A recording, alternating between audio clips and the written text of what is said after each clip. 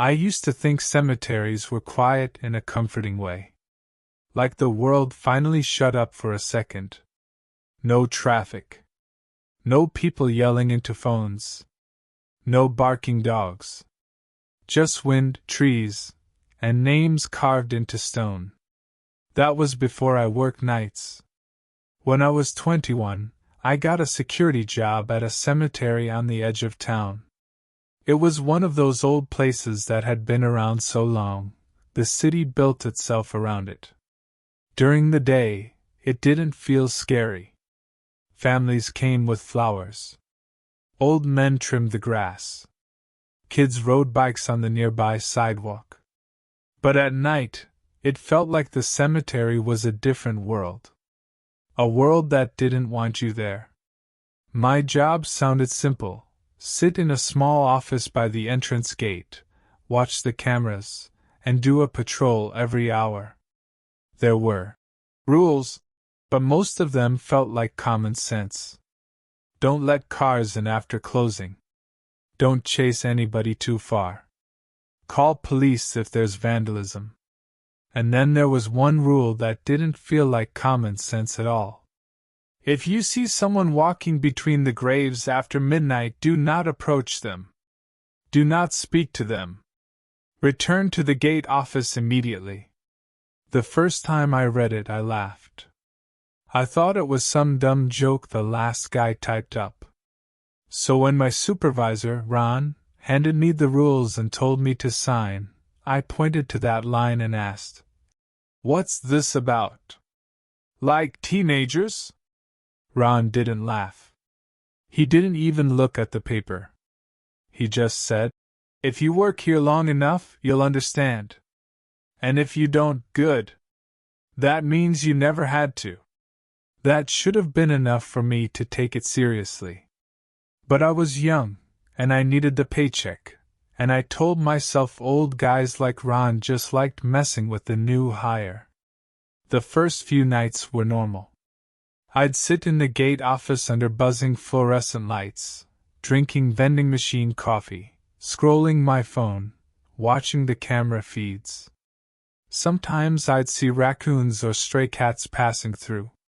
Sometimes, on the far cameras, I'd see the motion lights pop on from a deer wandering into the older section. The cemetery was huge, split into sections that looked like a grid. Newer graves near the front, clean stones, fresh dirt, flowers that still looked alive. Older graves further back, uneven ground, crooked markers, weathered statues with faces worn down like they'd been crying for 100 years. My patrol route was always the same. I'd drive the little golf cart along the paved paths, stop at the maintenance shed, swing around the back fence, and circle through the old section before returning to the gate. The old section was the part one didn't like. Not because I believed in ghosts. I didn't. I didn't like it because it felt wrong. Like the air was heavier. Like the trees leaned in too close. And sometimes I'd get this feeling someone was standing behind me when I was alone. The first time I saw him was on my 5th shift. It was around 12:40 a.m. I remember because I just looked at the clock in the cart and thought, almost halfway through the night.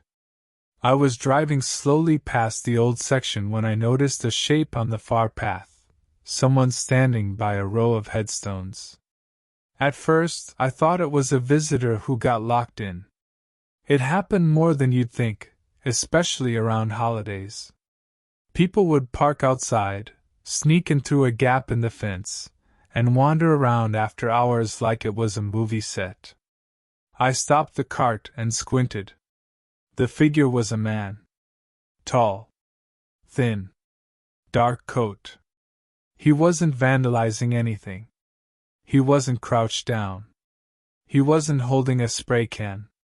He was just standing there, looking down at a grave. I remembered the rule. After midnight. And I felt this stupid little spark in my chest, like I'd caught the cemeteries' big secret. I told myself, Ron's rule is about creeps like this.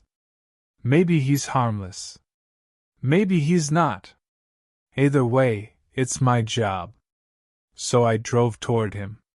The cart's headlights swept across the headstones, lighting them up in quick flashes. The closer I got, the more my stomach tightened. Because something about the man's stillness wasn't normal. Most people shift their weight. They scratch their face. They adjust their stance. This guy looked like a statue that someone forgot to put on a pedestal. When I was maybe 20 feet away, I called out in my professional voice. "Hey! Cemeteries closed. You can't be in here." The man didn't react. I slowed to a stop, the cart humming softly. "Sir?" I tried again, louder. "You need to head to the entrance. I can escort you out." Still nothing. I got out of the cart. The night air felt colder the moment my feet touched the ground. Not just late night cold. Colder in a way that made my skin tighten. "Sir, I'm security," I said, taking a few steps forward. "I don't want to call the police, but I will if I have to." That's when the man moved. Not quickly. Not in a startled way. He turned his head slowly, like he was made of stiff joints, and his face came into the beam of the cart's headlights. I expected a drunk, or a teenager, or some creepy guy grinning. But what I saw made my throat lock. His skin looked off, pale in a way that didn't look alive. Like wax. His cheeks were sunken, and his eyes, God, his eyes looked too dark. Like the light didn't reflect off them at all. And he didn't look angry. He looked tired. Tired and old and empty. I stood there with my mouth half open, my brain searching for a normal explanation. Maybe he was sick. Maybe he was homeless. Maybe he'd been crying. Then he spoke. His voice was quiet, but I heard it clearly. Like he was speaking right into my ear. "Do you know where they put the ones they don't want remembered?" It was such a weird question that for a second I just stared. "What?" I said. He didn't blink. His face barely moved when he talked. "The ones with no family," he said. "No flowers. No visits. No name that matters." I swallowed, forcing myself to breathe. I don't know. Maintenance handles that stuff. "Are you looking for someone?" He tilted his head, like he was trying to understand me the way you try to understand a dog barking at you. Then he looked back down at the grave beside him. I saw the headstone now. It was old, cracked, almost unreadable. But I could make out a name. Elias Graham. I don't know why that name stuck in my head. It just did. Maybe because the letters were deep and ugly, like someone carved them with anger. The man's fingers drifted toward the stone. Not touching it, hovering. Like he was afraid of it. "They put me too far back," he whispered. "I can't hear the gate anymore." I felt my skin crawl. "Sir," I said, stepping back without meaning to. "You need to leave. Now." His head turned to me again, slow as a clock hand. "I did leave," he said. "A long time ago." That was the moment my body finally caught up to the fear my brain was trying to ignore. I didn't argue. I didn't ask questions. I got back into the cart so fast I nearly tripped, and I drove. I drove like I was late for something, like the cemetery was on fire behind me. The path blurred. Headstones flashed by like teeth. My hands were shaking on the steering wheel. When I got to the gate office, I slammed the door behind me and locked it, even though there was no reason to. The office was already inside the fence. Locked or not, if someone wanted in, they could have broken a window. But I did it anyway. I sat down and stared at the camera monitors, my heart punching my ribs. I switched to the camera that covered the old section. I zoomed in. The man was still there, standing by the grave, not moving. And then, this part still makes my stomach turn, he slowly lifted his head and looked directly up at the camera, like he knew I was watching. I sat there until morning, not doing patrols, not moving, barely breathing. When Ron came in at shift change, he took one look at my face and didn't ask if I was okay. He asked, "You talked to him, didn't you?" I couldn't even pretend. "Who is he?" Ron sighed like I just asked him why water was wet. He poured himself coffee like it was any other day.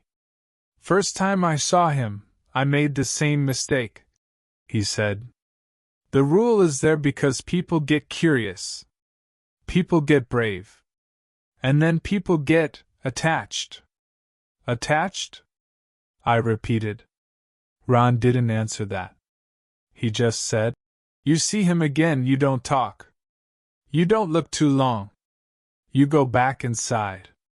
I tried to tell myself it was just a weird homeless guy messing with me. But that explanation didn't hold up, because the next night, I saw him again. Not on the ground. On the camera. At 12:13 a.m., the motion alert popped on the old section feed. I clicked it. He was walking between the graves, slow and smooth, his dark coat hanging off him like it didn't fit right. I watched him move to a different headstone, stop, and stand over it. No flashlight. No phone. No sound. Just drifting, like he belonged to the place. I wanted to look away. But I couldn't. There's this awful thing about fear, it makes you stare. Like if you stare long enough, you can force your brain to make sense of it. So I kept watching. At 12:40 a.m., the camera glitched. The screen fuzzed for a half second, like static. When it cleared, the man was closer to the camera than he should have been. Not by walking. There wasn't enough time. He was just closer. His face was turned upward again, like he was listening. Then, slowly, his mouth opened. He didn't speak loud enough for the camera to pick up audio. But I could see his lips move. And even though I couldn't hear him, I knew what he was saying. Because he said the same thing he said to me. "Do you know where they put the ones they don't want remembered?" I sat back in my chair sweating. And that was when the office phone rang. I flinched so hard I nearly fell out of my chair. Nobody called that number at night. The cemetery office line was for daytime. I stared at the phone like it was a snake. It rang again. I picked it up with shaking fingers. "Hello?" For a second, all I heard was silence. Then, a soft breathing sound. Not like someone was out of breath. More like someone was trying to remember how to breathe. "Hello?" I said again, trying not to sound scared. And a voice, quiet, flat, familiar, said, "I can't hear the gate anymore." My whole body went cold. I hung up. I didn't think. I didn't reason. I didn't even grab my keys. I left the office and ran to my car outside the gate, jumped in, and drove home. I called Ron the next day and told him I quit. Ron didn't try to convince me to stay. He just said, "He called you. That's not good." I didn't work there anymore, but the cemetery didn't feel finished with me. Because for the next week, every night at exactly 12:40 a.m., my phone would buzz. Unknown number. No caller ID. And when I answered, because at first I was stupid enough to answer, I'd hear that same slow breathing. And then that same sentence. I can't hear the gate anymore. I started turning my phone off at night. I started sleeping with the TV on. I started checking the locks twice. Then one night I forgot. I fell asleep with my phone on the nightstand. At 12:40 a.m. it rang. I woke up in a panic, heart racing, and slapped the screen to answer before I even realized what I was doing. "Hello?" I whispered. Silence. Then the breathing. Then the voice, closer than it had ever been, like the caller was standing right next to me. "Thank you," it said. "Now I can hear it." And from somewhere in my house, somewhere down the hall, I heard a soft sound. A sound like metal shifting. Like a gate opening. I didn't move. I didn't breathe. I stared at my bedroom door, waiting for it to swing open. It never did. But in the morning, I found something that made my blood run cold. On my nightstand, right beside my phone, was a thin layer of dirt. Not dust. Dirt. Dark, damp soil, with a single dead leaf stuck to it. Like someone had just climbed out of the ground and stood there, leaning over me, listening. And the worst part? When I looked down at my phone's call history, the unknown number was gone. Like it had never existed.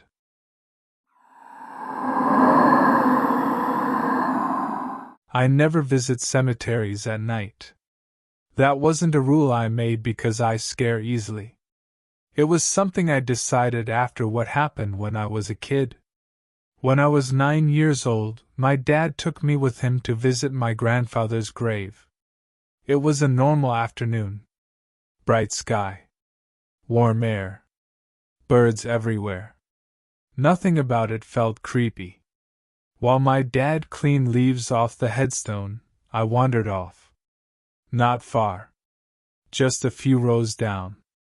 I remember stopping at a grave that looked newer than the others. The dirt was still dark. The grass hadn't grown in yet. The stone was clean, sharp around the edges. I leaned forward to read the name. And my stomach dropped. It was my name. Not exactly the same middle name. But first name. Last name. Even the same birthday. For a second, I thought maybe I was misreading it. But the letters were clear. The date under it wasn't filled in. Just a dash. I ran back to my dad and pulled on his jacket. I told him there was a grave with my name on it. He didn't even look. He grabbed my shoulder so tight it hurt and said, "Don't wander." That was it. He didn't check. Didn't ask where it was. Later, when I tried to find it again before we left, I couldn't.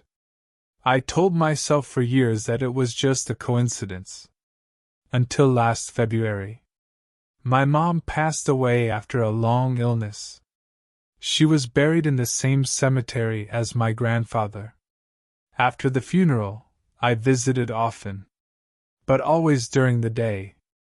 Something about that childhood memory still sat in the back of my mind like a splinter. One night, though, I got off work late. I'd had a rough shift. I felt guilty for not visiting in a few days. And instead of going home, I drove straight to the cemetery. It was around 10:30 p.m. The main gates were locked. But there was a side fence where the ground had sunk a little, and people could squeeze through. I'd seen it before. I parked down the road and walked back with a cheap bouquet from a gas station. The air was freezing. The kind of cold that makes every sound sharper. When I slipped through the fence, the world felt different. Not quieter. Heavier. I turned on my phone flashlight and followed the familiar path toward my mom's section. At night, Headstones don't look peaceful. They look tall, crooked, like silhouettes of people standing still. Halfway there, my flashlight flickered. I tapped my phone. It steadied, then flickered again. That's when I noticed someone standing near a tree off to the side of the path. At first, I thought it was another visitor. But they weren't kneeling by a grave. They weren't moving. They were facing me. I slowed down. "Hey," I called out softly. "You okay?" No answer. The figure didn't shift. Didn't step away. Didn't react at all. I took another step forward. The flashlight flickered again, and when it steadied, the figure was closer. I hadn't seen them walk. They were just closer. My throat tightened.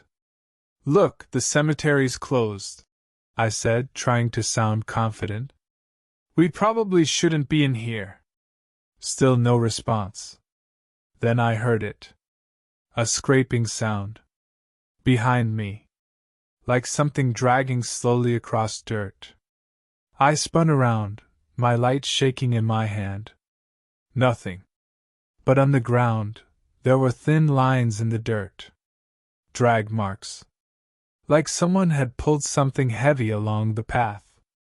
I backed up. And bumped into something hard. I turned quickly. It was a headstone. But not one I recognized. It looked new. The dirt around it was fresh.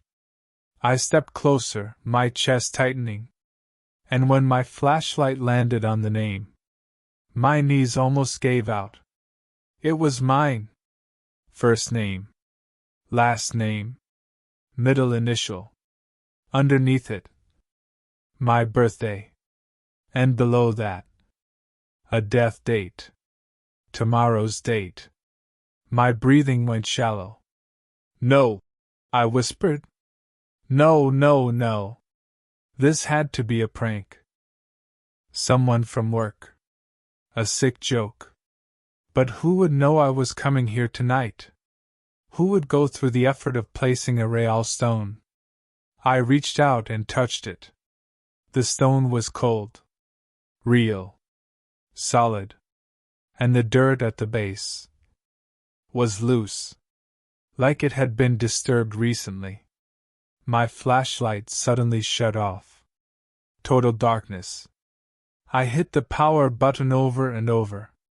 Nothing. That's when I heard breathing. Not mine. Slow. Close. Circling. My entire body locked up. Then a voice, barely above a whisper, right beside my ear. "Not tomorrow." I gasped and swung around, but hit only cold air. My flashlight flicked back on. The headstone was still there. But the dirt at its base was shifting. Just slightly. Like something underneath had moved. That was enough. I ran. I didn't care about the flowers. I didn't care about looking stupid. I ran down the path toward the fence. As I ran, I could hear it behind me. Dragging. Scraping. Like something heavy being pulled over the ground. I didn't look back. When I reached the fence opening, I threw myself through it and slammed into my car. I got inside, locked the doors, and started the engine.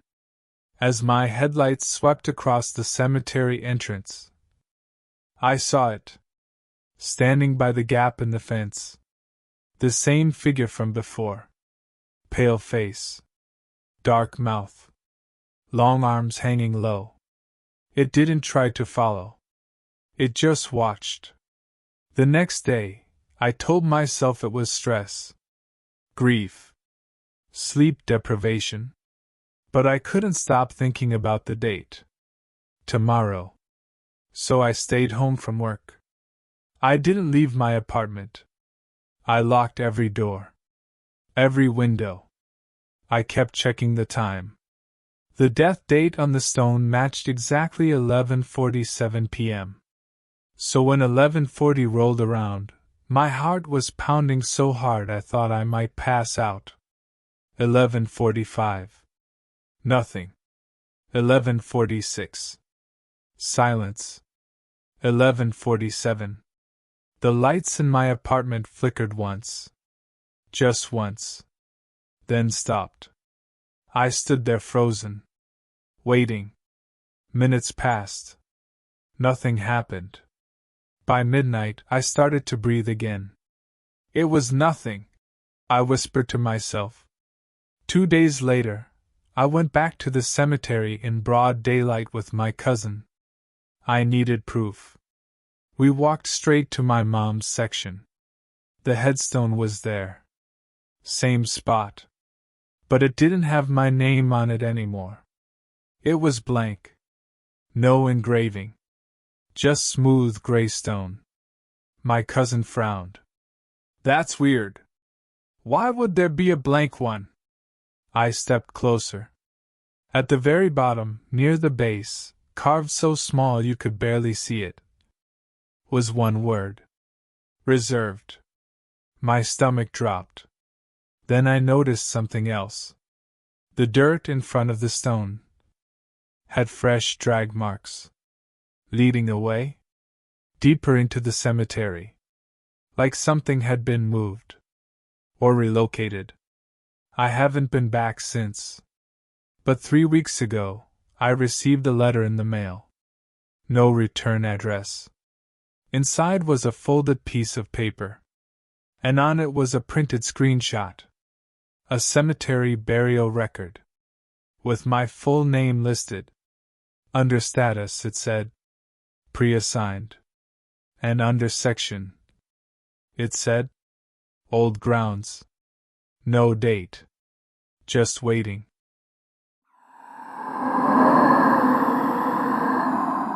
Jacob used to laugh louder than anyone I knew. Then he started working nights at a cemetery. And after that, he stopped laughing. He took the job because it paid well. The cemetery had been dealing with vandalism, and they wanted someone there overnight. He told everyone it was easy money. But within a month, he looked exhausted. Not physically. Mentally. He'd stare at walls like he was listening to something no one else could hear. One night, at 1:17 a.m., my phone rang. It was Jacob. I almost didn't answer. But something about the time made me pick up. Hey, I said. He didn't respond right away. All I could hear was wind. Then, stay on the phone with me. His voice sounded small. What's going on? I'm digging, he whispered. At night? They said it had to be done before morning. Who said? He paused. The other guy. What other guy? The one who works nights. The one not on the schedule. That made no sense. Then I heard it through the phone. Metal hitting dirt. A shovel.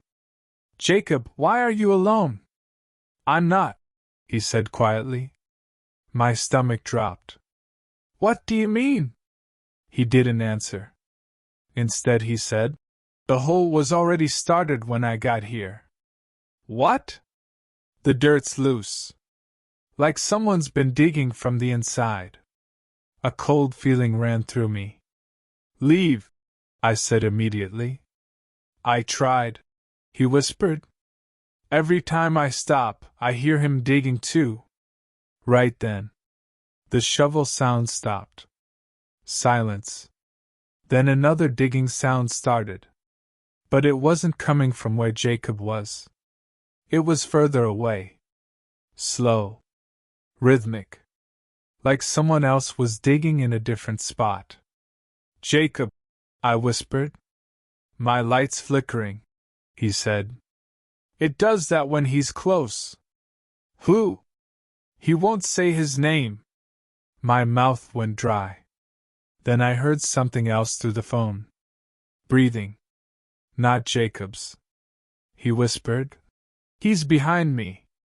Don't turn around, I said immediately. For a few seconds there was only wind. Then a second voice came through the phone. Flat. Tired. Almost curious. Is that him? Jacob made a choking sound. Run! I yelled. The line went dead. I tried calling back. No answer. I didn't sleep that night. Around 3:30 a.m., I heard something outside my bedroom window. A scraping sound. Slow. Heavy. Like metal dragged over dirt. I froze. The sound stopped. Then, a soft thud. Like soil being dropped. In the morning, I went outside. Under my window was a small mound of fresh dirt. And sticking out of it was a rusted nameplate with my last name on it.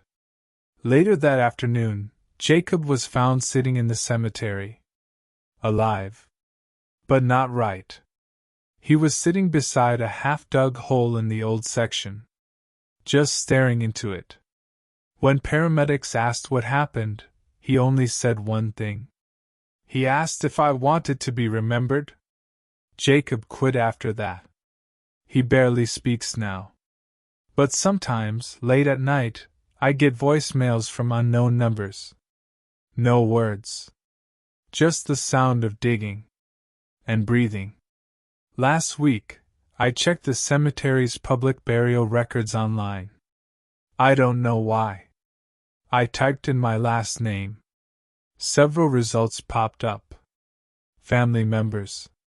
Old relatives. Then one entry I didn't recognize. No first name. Just my last name. Section, Old Grounds. Status open. And when I drove past the cemetery yesterday, there was a man standing by the fence, watching the road, holding a shovel. He didn't wave. He didn't move. He just watched. Like he was waiting for someone to arrive. Like he already knew who it would be.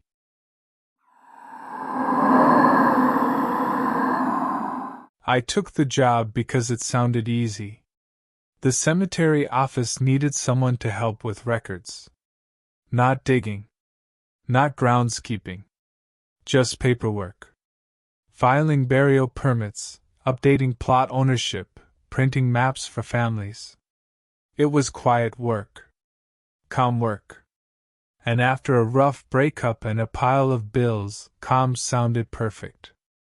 My first week was normal. The office smelled like old paper and lemon cleaner.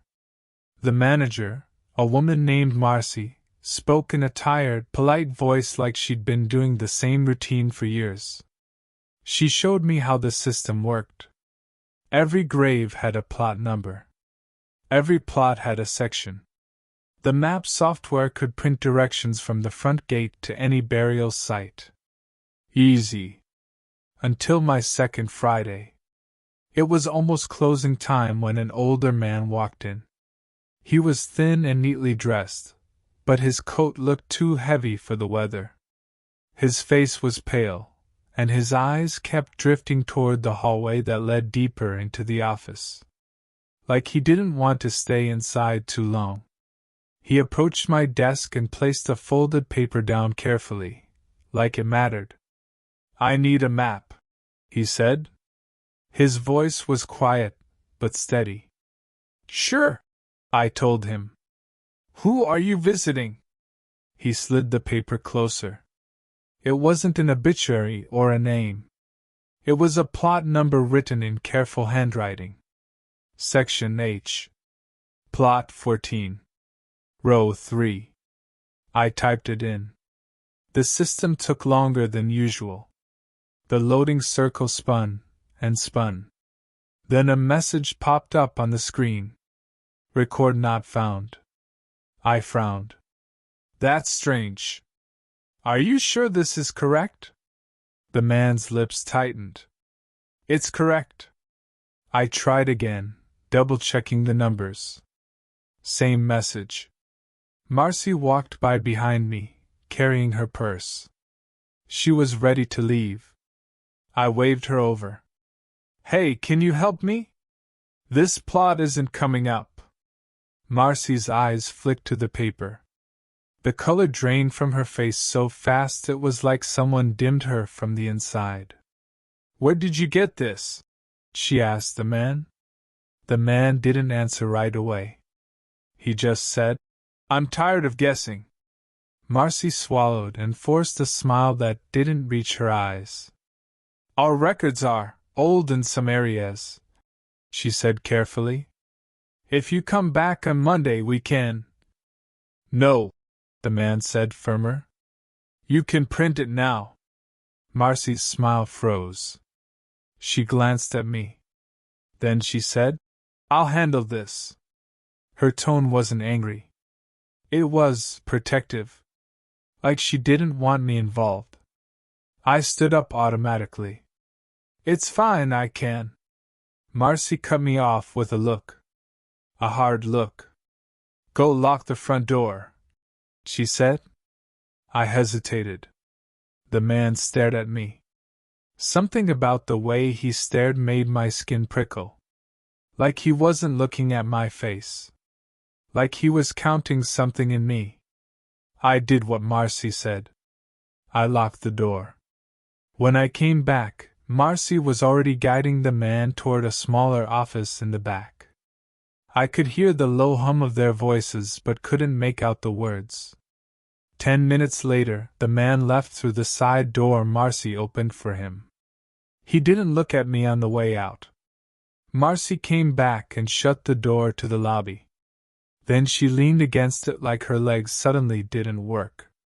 You okay? I asked. Marcy stared at the desk for a second, like she was deciding how honest to be. Don't ever type that section into the system again, she said. I blinked. Section H? Why? Marcy exhaled slowly. Because it isn't on the map. Because it shouldn't be. That answer made my stomach turn. What does that mean? It's a cemetery. Everything's on the map. Marcy rubbed her forehead. Not everything. I wanted to laugh. I wanted to tell myself she was being dramatic. But her hands were shaking. I lowered my voice. What is Section H? Marcy stared at me with a tired kind of anger, like I was pushing on a bruise. It's an older section, she said. Burials from a long time ago. Records were lost. Plots were moved. Things got messy. We keep it closed. Closed how? Like fenced off? Marcy didn't answer. Instead, she picked up the folded paper the man left behind. She tore it in half. Then tore it again. Then again. And dropped the pieces into the trash. Go home, she said. And don't bring this up again. That should have been the end of it. But it wasn't. Because the next Monday, the man came back. Except, it wasn't the same man. This man was younger. Mid-30s maybe. Clean haircut. Normal clothes. He walked to my desk and said, I need a map. And he placed down a folded paper with the same handwriting. Section H. Plot 14. Row 3. I felt my throat tighten. Where did you get this? I asked. The man blinked like the question surprised him. My father gave it to me. Your father? I began but stopped. What's his name? The man hesitated. Elliot. My stomach dropped. I hadn't asked Marcy the name of the older man, but suddenly I didn't need to. I forced a smile and said, One moment. I went to Marcy's office. She was on the phone. I knocked anyway. She saw my face and ended the call early. What? she said. I showed her the paper.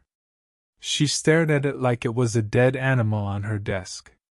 Don't, she whispered. He says it's his father's, I said quietly. He doesn't know. Marcy stood up too fast. Give it to me. When we returned to the lobby, the younger man was waiting patiently. He looked normal. Calm. Not threatening. Marcy smiled politely and said, I'm sorry, sir, but that section is not accessible to the public. The man frowned. Why not? It's under maintenance, Marcy said quickly. The man's expression hardened. My father died last week. Marcy froze. The man went on, voice calm but sharper now. He spent his whole life looking for that grave. He said it was important. He said he promised someone. Marcy's smile twitched. I'm sorry for your loss. The man leaned forward. Just print the map. I'm not asking for anything else. Marcy didn't speak. The man stared at her for a long moment, then looked at me. And something in his eyes changed. It was quick. Subtle. Like he recognized me. Like he knew I'd seen the paper before. He straightened up and said, Fine. Then he left. Marcy locked the door behind him and turned to me. I told you not to, she said, voice shaking with anger now. I didn't print anything, I said. He came in. Marcy pressed her fingers to her lips like she was trying not to panic. Then she said, Go to the server room. What? No, she snapped. Bring me the backup drive. I didn't understand, but I did it. While I was in the back hallway, I heard the front door rattle. Then I heard pounding. Not hard enough to break it. Just steady. Patient. Like someone who knew they had time. When I came back, the lobby was empty. Marcy was at my computer, typing quickly. Her face was pale. What are you doing? I asked. Removing access, she whispered. If he typed it in, if he found the old files. The computer suddenly lagged. The cursor froze. Then the screen went black for a second. When it came back, the map software was open. A section list appeared on the side. And even though I hadn't touched the mouse, the highlight bar moved. Down. Down. Past the normal sections. Past the ones that didn't exist anymore. Until it landed on one letter. H. Marcy's breath caught. I watched as the map filled the screen. At first, it looked normal. Rows. Paths, plot numbers. But the layout didn't match any part of the cemetery I knew. The paths were wrong. Twisting. Narrow. Like animal trails. The plot squares looked packed too close, like whoever designed it didn't care about spacing. Then a little pop-up box appeared. Access route generated. And a dotted line drew itself from the front gate to the far back corner of the property. A place that, on the regular map, was just trees. Marcy slammed the laptop shut so hard it startled me.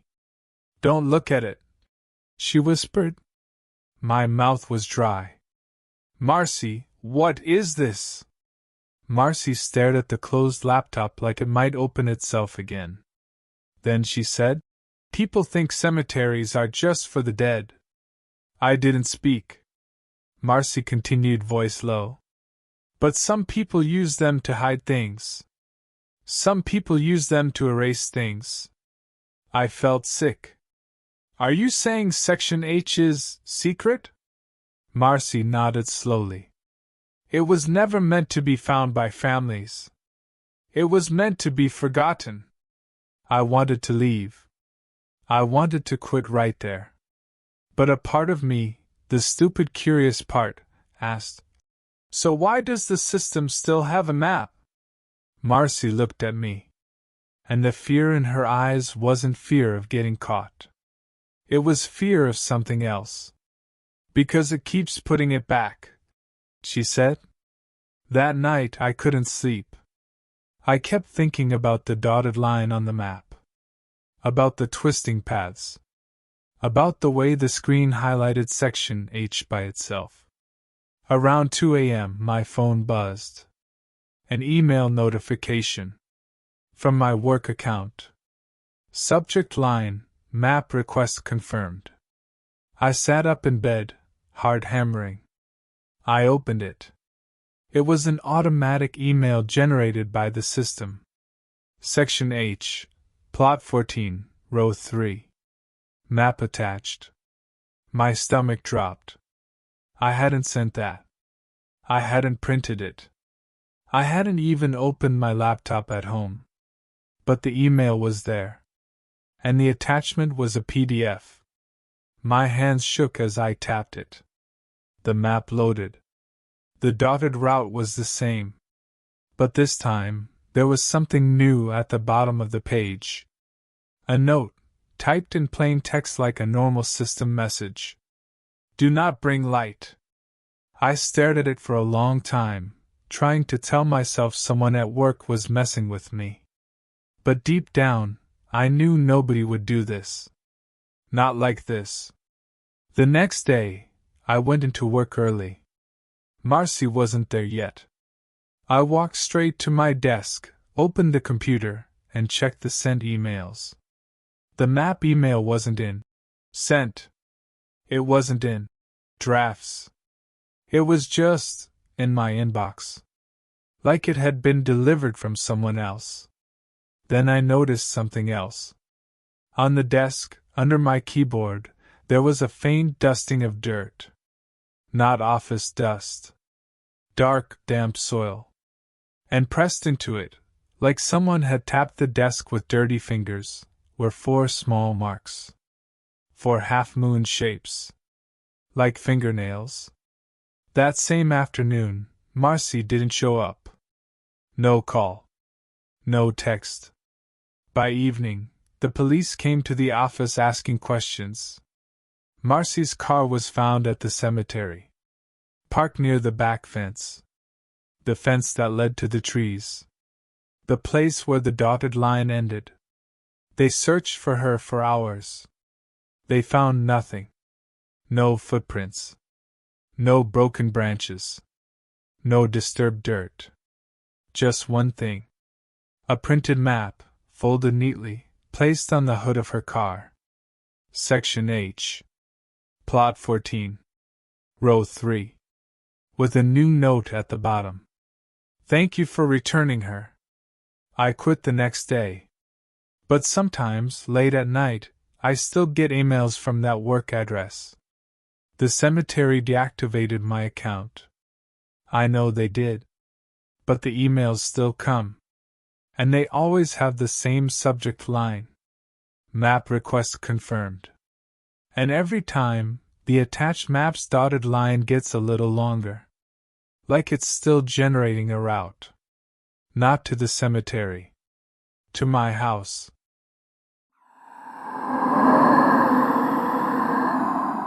I used to deliver flowers for a small shop in town.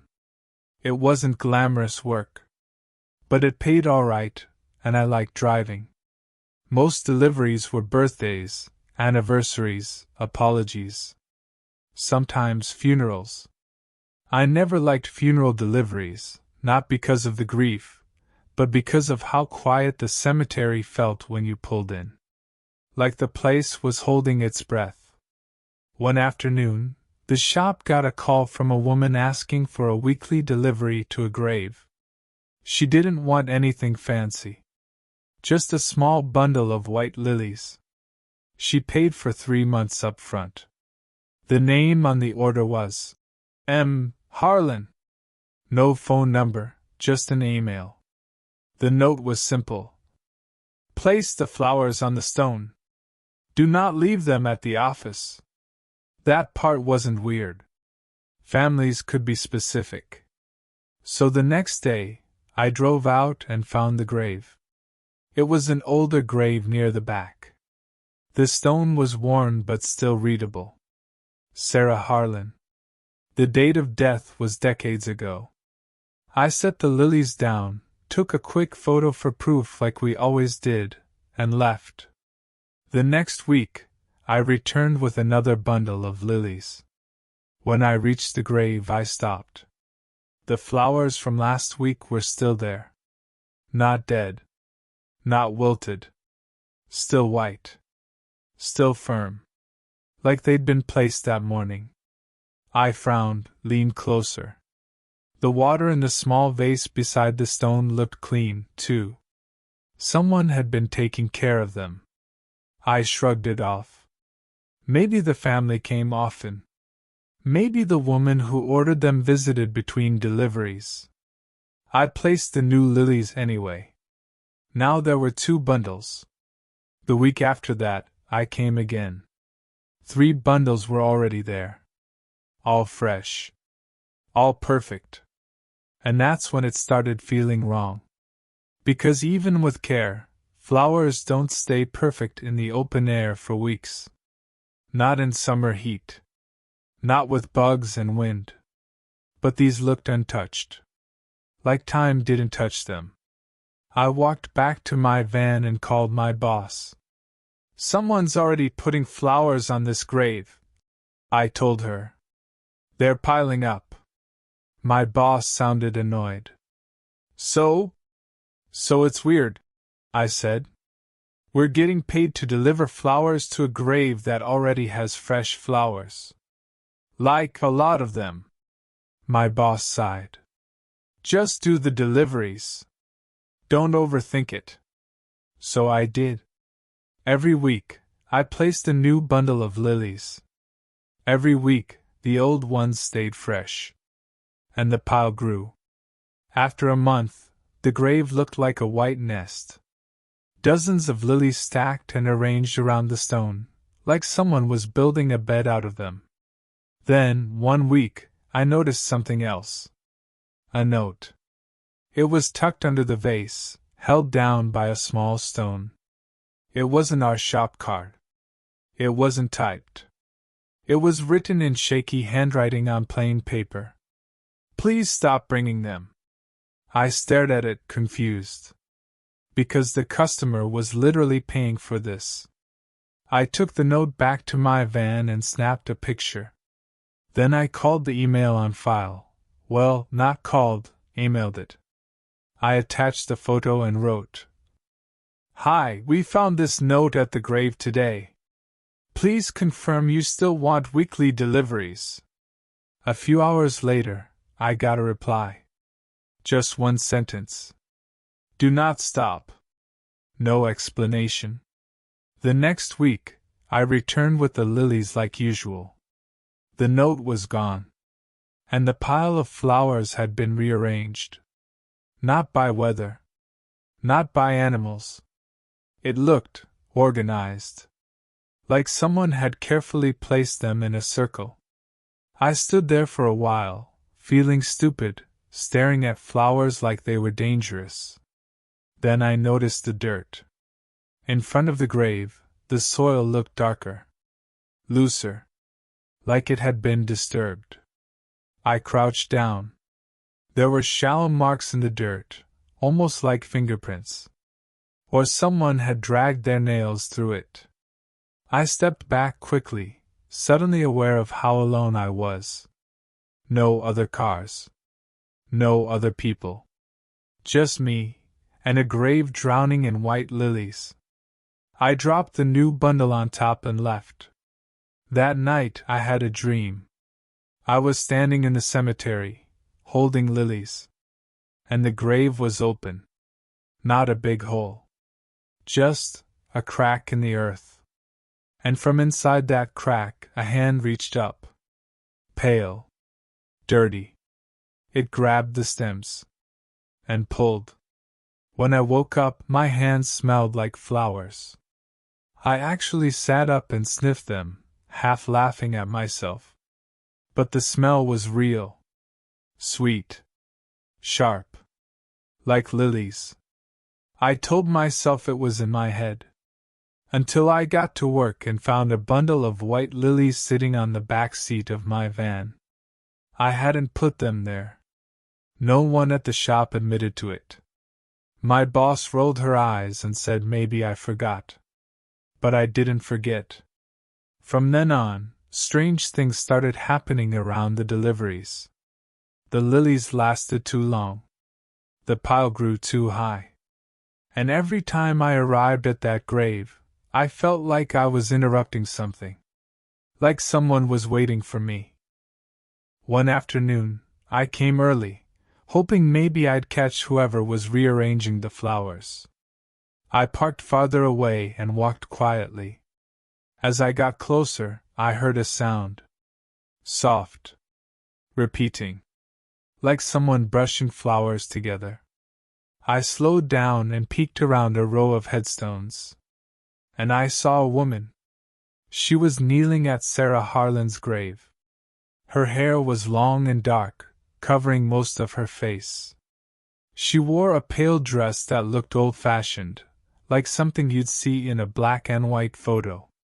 She was holding lilies in both hands. Not placing them. Pressing them. Pressing the petals down into the dirt. I stared frozen.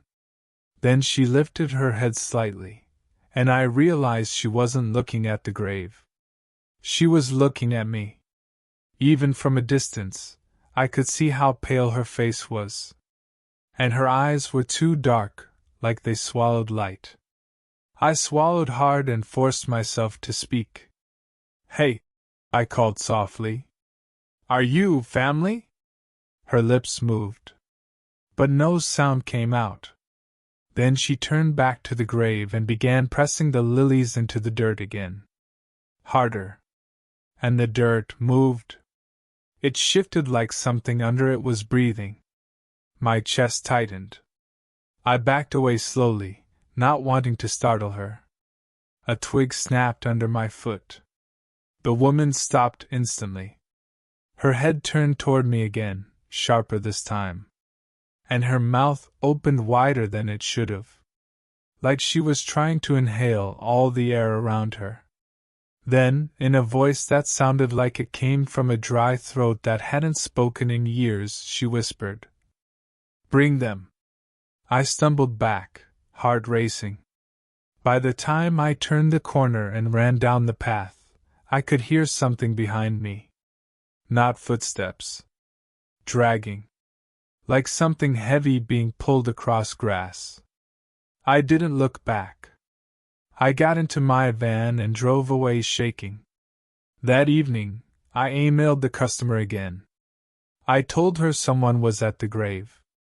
I told her it wasn't safe. I told her we couldn't continue. I expected anger. Instead, she replied with 2 words. "Too late." The next day, I tried to refuse the delivery. My boss said no. The customer had paid. We had to complete the contract. I told my boss I'd quit if she made me go back. She stared at me for a long moment and finally said, "Fine. I'll send someone else." A new driver took the route. He came back looking pale. He didn't say much.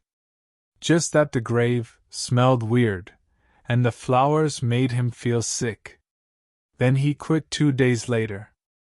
After that, no one would go. My boss ended up going herself, angry and stubborn. She came back silent. Wouldn't talk about it. And within a week, the shop stopped taking cemetery orders completely. I thought it was over. Then, on a random Tuesday, I walked outside my apartment to go to work. And sitting neatly in front of my door was a bundle of white lilies. Fresh. Perfect. No card. No note. Just lilies. I threw them away. That night I dreamed again. I was standing at Sarah Harlan's grave. And the flowers were gone. The grave was clean, empty, and the dirt was smooth, like it had never been disturbed. Then a voice behind me whispered, "Thank you?" I woke up sweating. And on my nightstand, beside my phone, was a single white lily petal. Still fresh. Still cold. Like it had been picked from a grave that doesn't let things die. Which story scared you the most? Comment below and subscribe for more true horror stories. If you want to share your story, send us at belladarktales@gmail.com.